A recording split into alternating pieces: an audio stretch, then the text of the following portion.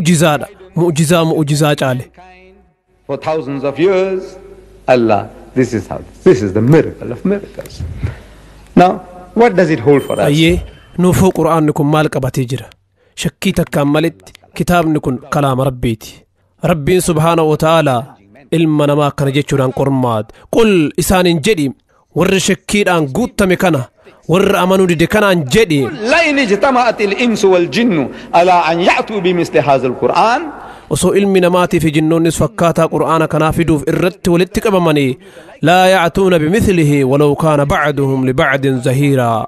osoo gariin isaanii gariif gargaaraa ta'anillee fakkaataa isaatiin hin dhufan jedhe. kun kitaaba rabbiilleen kitaabni kun kiyya jedhe. eega sunufuu maal qabatee jira? kitaabni kun qajeelfama bara baraa of keessatti qabatee jira. anaafis isiniifis ilma namaa hundaaf qajeelfama qabateera. kitaabni kun rakkoo ilmi namaa qabu hundaaf furmaata of keessatti qabatee jira.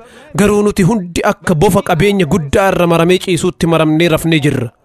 kitaaba kana akka qabeenyaatti qabannee dubbisaa jirra, qara'aa jirra. garuu sun sagalee bareechisuu fi sawaaba argachuu qofaaf ta'e. sawaab barakaa sawaaba keessan ni argattan. sawaaba argachuu keessan irratti shakkiin takka illee hin jiru. nabiin jaalatamaan nabi Muhammad sallallahu alaihi wasallam yeroo qur'aana qaraatanii alif laam miim jettan akka jecha tokkootii miti. isaan qubee sadii alif laam miim. yeroo alif laam miim jettan sawaaba kudhan argattan, sawaaba 30 argattan jedhan. anis yeroo qara'u sawaaba kiyya argachuutti jira. isiniin dhageeffataa jirtanillee sawaaba keessan argachaa jirtan. yeroo alif laam miim jedhu kudhan argadha. yoon yeroo 100 jedhe 110 naa baay'ifama. isinis hagas argattan. hagas salphaadha. anis sawaaba argachuutti ni amana. sawaabni barakaan faayidaan ni jira. haa ta'u malee kaayyoon qur'aanaa sanii sawaaba karaa salphaan argachuudha. laala sawaaba miliyoona argachuu ni dandeettan. amma harfii takkaan 10 argataa jirtan garuu miliyoona argachuu ni dandeettan. hisaabaan malitti miliyoona argachuu ni dandeenya. anis san sassaabachuutti jira. wallaahi an daldalatti jira. an 10 qofa argachuun fedhu. isin 10 naa wayya jettanii yoo murteeffattanii argattan. an garuu rabbii kiyya waliin daldalatti jira.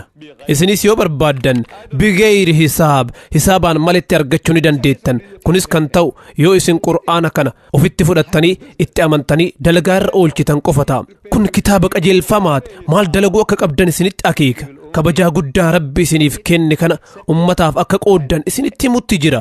of jaalattoota hin ta'inaa. nuti muslimtoonni hedduun keenya of jaalattoota taanee jirra. wallaahi nuti of jaalattoota taanee jirra.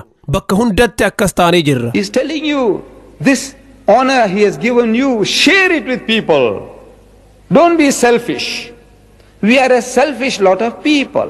Muslim, we are selfish. Wallah, we are very selfish. Everywhere. I ask my brother. obboleessa kiyya tokkoon maasha Allah salaata kee irratti nama jabaadha. salaata kana eenyuuf salaata akka jirtu beekuu barbaada jedhee gaafadhe. innis faayidaa kiyyaaf jecha salaata naan jedhe. faayidaa keetiif salaatta maasha Allah ji'a tokko guutuuf ni soomanta. sun hoo eenyu fayyaduuf jedheen. innis uf fayyaduuf naan jedhe. dhugaadha uf fayyaduuf goote jedheen. deebisee zakaa ni kennitaami. sun hoo eenyuuf jedheen. faayidaa kiyyaaf naan jedhe. hajjis ni goota. sun hoo eenyu fayyaduuf. faayidaa mataa kiyyaatiif waan dalagu hunda faayidaa kiyyaaf jecha jedhee naa deebise. itti aansee namoota kaawwan fayyaduudhaaf hoo maal dalagde? nama kaaniif maal goote? warra hin amaniniif maal goote jedhee gaafadhe.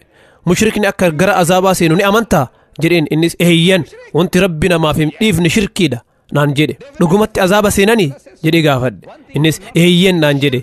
anis isaan azaaba irraa hambisuudhaaf maal isaaniif daladde jedheen. innis homaan dalan naan jedhe. kanaafuu rabbi dalagaa keetti gammadee jira jechuudha jedheen. jarri uumama isaatii miti akka gara azaabaa hin deemne homaa isaaniif godhuu dhabuu keetii fi itti dhiisuu keetiif rabbi ni gammada jedheen. You know, he gave us a slogan. rabbi waggaa 1400 dura dhaadannoo takka nuuf kennee jira. afaan arabaatti talbiyaa jedhama.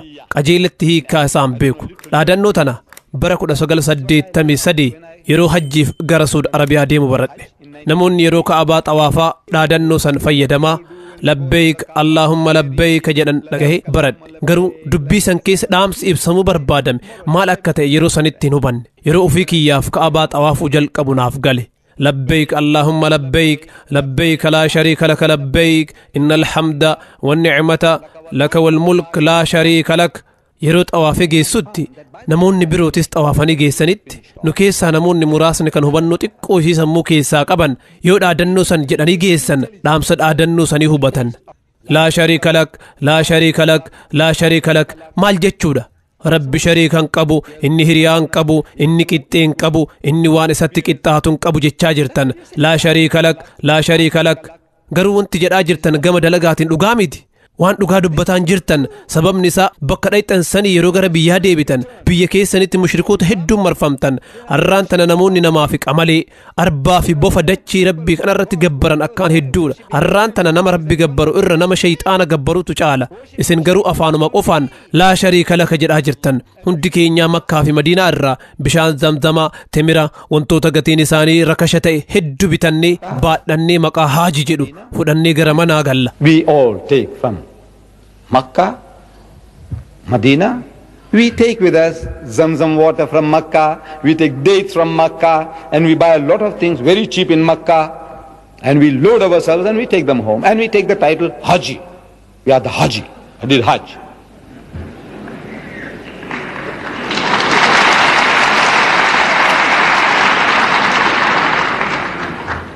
I said, you know, this nuti warra hajjii godhe jennee uf dhaanna. maqaa haaji jedhu kana fudhachuun salphaadha. xayyaara akkaana qaalii ta'e kan wanti hundi isaa guutamee yaabbanne hoteela eer kondiishinara qabu kireeffanne kana booda maqaa haaji jedhu fudhannee galla. kun maal faayidaa qabare? wallaahi han ragaa isiniif baha. yoo dhugaan adeemsa hajjii kan dhugaa keessa dabartanii deebitan maqaa haaji jedhu fudhachuun isiniin mala. sirna hajjii san keessa darbanii xumuruun qormaata guddaadha. qormaata guddaadha. rabbiif jecha hajjii godhutti jirra. osoo namni wahii maallaqa miliyoona lakkaawamuun anaaf jaartii tiyyaaf ilma kiyyaaf kafaleeyyu garas deebi'ee hin deemu. garuu rabbiif jechan hin deema.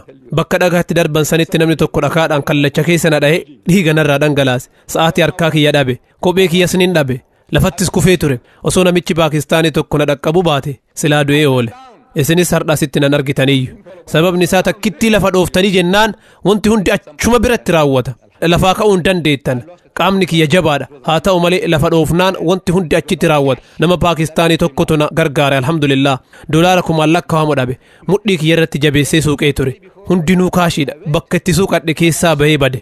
ganama guyyaa san duraa bakka dhakaa itti darbatan san dhaqee waa wayii argee ture. anaa haadha warraa tiyyaa fi intalti tiyya waliin turre. namoota humna jabaan nama isaan dura jiru dhiibaa duratti deeman argine. loltoota wal'aansotti jiran fakkaatan. namoonni kunniin waan isaan dura jiru dhiibaa humnaan jidduu seenuuf tattaafatu. maaf kana dalagan jennaan shayxaana dhahuuf akkana ta'annaan jedhan. shayxaanni bakka sanuu guutee argama. wallaahi shayxaanni bakka hunda jira. kanaafuu waan kana agarraan nuti of duuba deebine. haa ta'u malee bakka sanitti deebinee seera hajjii nurraa barbaadu guutuu qabna. yoo hin taane hajii hin jedhamu. yeroo lammataa achi deebinu ammoo rakkoon duratti sun na mudate. osoo miliyoona naaf kaffalanii lammataa achitti hin deebi'u. garuu rabbiif jecha ni goona. akkuma isiniin jedhu maqaan hajii jedhu naaf ni mala. garuu akkas jechuun na waaminaa. wanti nuti bakka hajjiitii fudhannu bishaan zamzam, timiraa fi maqaa hajii jedhu. garuu talbiyaan dhaadannoon achii fudhannee galuu qabnu jecha laa shariika laka jettu san. The talbiya, you said la sharika lak. This is the slogan. The United Nations, they have the different commissions, and every year they come out with a slogan. This is what dhaabbanni mootummoota gamtoomanii waggaa hunda walgahii godha. yeroo walgahii godhu kana wayita hunda dhaadannoo haaraa qabatee dhufa. fakkeenyaaf kun waggaa bishaaniiti. kunuunsaa, itti fayyadamaa, hin balleessinaa. kun waggaa manguddootaati. namoota manguddooman, namoota dullooman mana keessatti ittiin cufinaa. haati ta'e akkana godhamuun qabdu. ganda manguddootaatti akka kunuunsan hin geessin. kun waggaa muka dhaabuuti.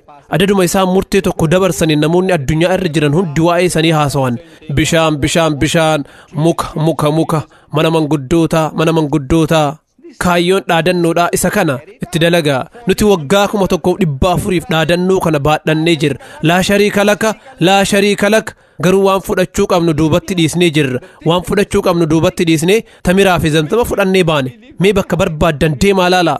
indiyaatti, paakistaanitti, biyyoota lixaatti, afrikaa kibbaatti ilmi namaa shirkii dalagutti jira. kallattii hundaan shirkii qofatu babal'ate. aniif isin silaa namoota kanniin barbaannee karaa qajeellumaa itti mul'isutu nurra jira. laa shariika laka jennee itti himuu qabna ture. rabbi hiriyaan qabu waan tokkollee isatti hin qindoomsinaa jennee itti himuu qabna. kun dalagaa keenna. waan kana dalaguu qabna ture. bakka gabaa dhaabbannee dalagaa rabbi jaalatu dalaguu qabna. Ergamaan keenya jaalatamaan sallallahu alaihi wasallam fakkeenya isaan nuuf kaayan laala. Nabiyyummaan dura gara gaara Hiraa deemanii achi taa'aa turan. Yeroo tokko tokko kophaa isaanii deeman. Yeroo tokko tokko ammoo haadha warraa isaanii haadha mu'mintootaa Khadiijatul Kubraa waliin deeman. Yeroo garii guyyoota muraasaaf yeroo tokko tokkos torbaniif achi turaa turan. Isaan illee rabbii isaaniitti of kennuudhaaf garas imalan. Gadi fageenyaan bakka sanitti maaltu mudataa akka ture ani hin beeku. Eega nabiyyii ta'anii booda wanta jirutu seeraan galmaa'ee nu dhaqqabe. Waan achi dura isaanii fi rabbii isaanii jidduutti mudataa ture ani hin beeku. Garuu halkan ji'a Ramadaanaa gaafa 27 ammoo guyyaan kun dhuguma guyyaa 27ffaati jettanii akkanan gaafanne. Ulamaa'iin hedduun guyyaa kanarratti walii galanii jiran. Gaafa umriin isaanii 40 guutu rabbi malaayikaa Jibriil osoo isaan goda keessa jiran itti erge. Afaanuma isaaniitiin waa akka dalagu isa ajaje. Iqraa jedheen hiikkaan isaatis dubbisi qara'i yookiin irra deebi'i jechuudha. Nabiin keenya sallallahu alaihi wasallam ummiyii turan. Isaanis maa ana biqaarii jedhanii deebisan. Dubbisuu dhabuu isaaniitiif kun ragaadha. Maa ana biqaarii annama baratee miti jedhan. Malaayikaan rabbii yeroo lammataatiif iqraa jedhee isaan ajaje. Ammas irra deebi'anii maa ana biqaarii jedhanii barachuu dhabuu isaanii itti himan.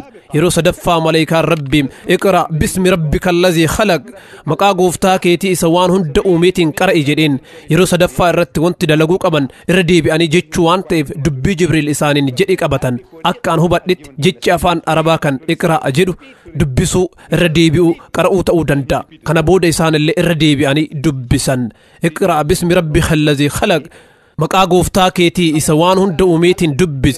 Khalaqal insaana min calaq isa nama dhiiga ititaa irraa uume.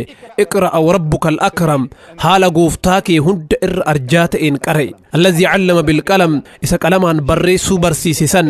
Callama al-insaana maa lam yaclam nama waan inni hin beekne barsiise. That which he knew not, says allama al-insana ma lam ya'lam. As soon as the angel departed,